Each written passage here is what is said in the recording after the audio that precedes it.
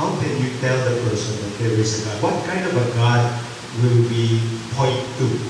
So yes, we will still hold that this is a God who is good, a God who is powerful, but at the same time, we will say, and this is what the Christian faith loudly and strongly professes, this is a God who accompanies us in the midst of the suffering and the evil. Hindi tayo iiwan. Hindi tayo tatakas kapag humaharap na tayo sa kanila. So to people who are going through difficulties,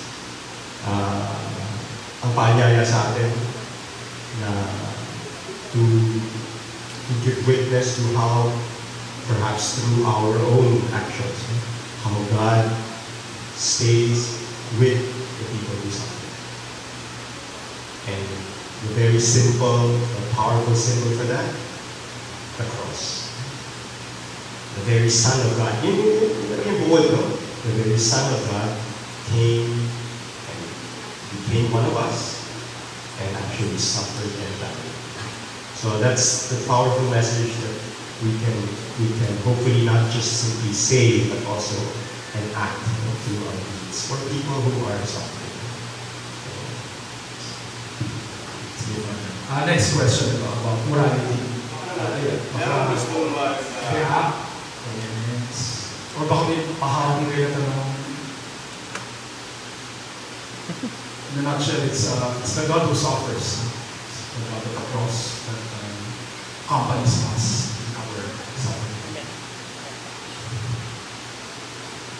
Okay? Okay? Sige, ito. Ito pala medyo controversial. Ano bang tingin ng Diyos sa mga bading o homosexuals?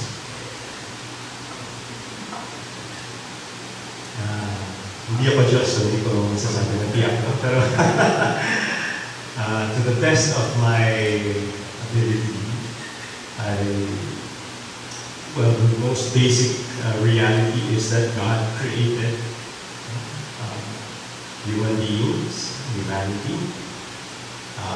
Patuloy natin na tutuklasan kung sino itong tao na nilikha ng Diyos. At ang taong ito, mahiwaga. For anyone to claim that they know perfectly who the human person is, probably doesn't know what he or she is talking about. So, I think that's the first we want to say. And this human person, God created good, because God is a good God. Now, of course, you do have the reality of sin. Like I said, it's very hard to explain how it all started. And we want to also, at the same time, affirm na hindi galing sa Diyos ang kasalanan. Okay. Now, itong pag-unawa sa sexuality, hindi ito bago. Itong pagkagising natin na meron palang mga homosexual na, again, when we get homosexual, we're not talking about effeminacy. Yung kilos na katulad ng kabilang gender. Also, I have to say right away, madaming mga tanong na nakakapit mo, pero one big area is understanding gender. Ito yung part of understanding the human person. Kaya mahiwaga at mahirap talagang spelling, just to contain completely. But, malinaw, majority are heterosexual. But there is not a tiny minority, meaning it's a substantial minority yun nga, ang napupusuan ang kaparehas. So that's what homosexuality is. That's true for both male and female. Now, malinaw, naniniwala tayo na mahal ng Diyos ang bawat nilikha. Kahit ang makasalanan.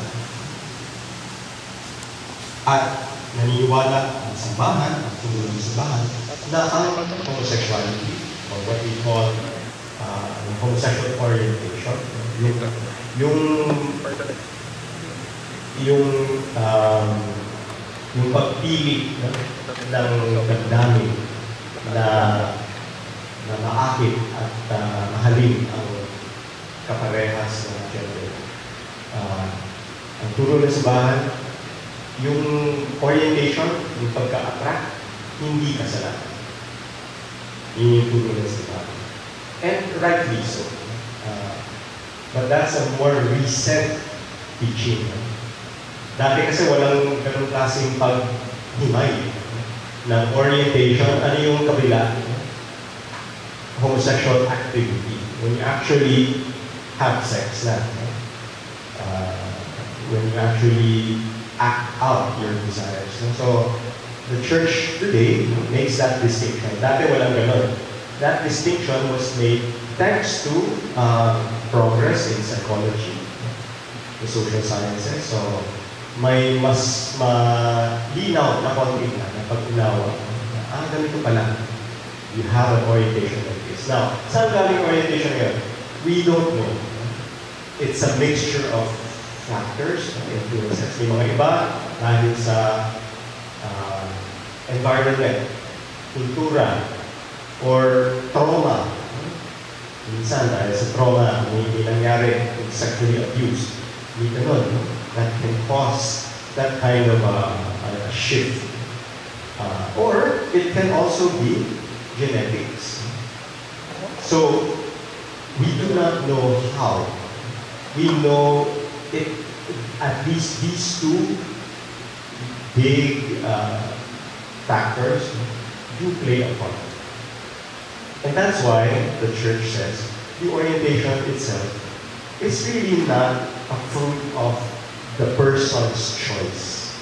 That's why it's not a sin. And that's why God will really love this person. Nagiging tanong na lang, paano yung when you want to act it out? Now, currently, the teaching of the church is that you can have sex, or sex is proper. The best home for sex is marriage. And because there is no notion of same-sex marriage, so wala talagang panahon, paraan for homosexual couples to actually have sex. The church promotes, encourages friendship, good, healthy friendship. But that's as far as the church goes. Now, hindi ako Diyos, wala po nangyayari sa hinaharap. We don't know. But I just wanted to show that we continue to learn. Maybe there will come a time when we will, kung tutusin, mabilis pa lang ito, medyo sariwa pa lang, last century lang, 20th century, nagkaroon ng ganung klaseng distinction and teaching. So, relative to all of church history, sobrang early stages na tayo. Maybe at some point, maybe we will come to accept. But right now, but if the question is, ano ba ang tingin ng Diyos? Nakikita ng Diyos? Someone God created? Someone God created good? Someone who is lovable? So, definitely. Even if the person sins, we all remain God's beloved children. Reactions, pahabol. Okay ka? Hindi pa mamaya, okay listen. Okay lang din yan na kunyari kung may sinasabi si Father tapos tumama sa inyo and then there's a question, you want to follow a question, okay lang. Okay, sige. Ito naman Father, pagsamahin natin yung bagong tanong ngayon at yung nalagay din naman dito. Babasahin ko na yung tanong dito na naman. Dito tungkol sa simbahan. Itinuturo ng simbahan na tulungan natin ang mahirap. Ngunit bakit ang Vatican City ay sinasabing worth multi-billion dollars? Na kasama dito sa tanong na ito, no? Itong may tanong dito, need should always be prioritized than one. So why does the Pope have golden chair and expensive instruments instead of using that and feeding to the poor?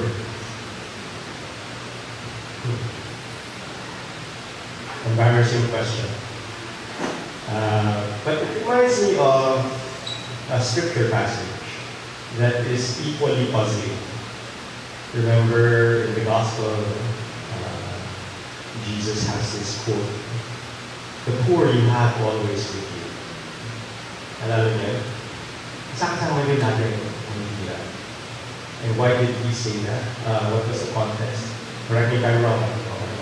Malabo na yung alaan.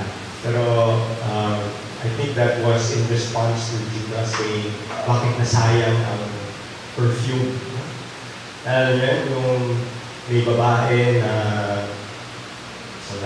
sila Jesus, at mga disipulo, sa isang bahay, pumasok sa babae, na kilalang makasalanan. Hindi natin alam. Usually people always say na prostitute, pero hindi naman nakasunod. Sinabi lang kilalang makasalanan. At nagsimula na siyang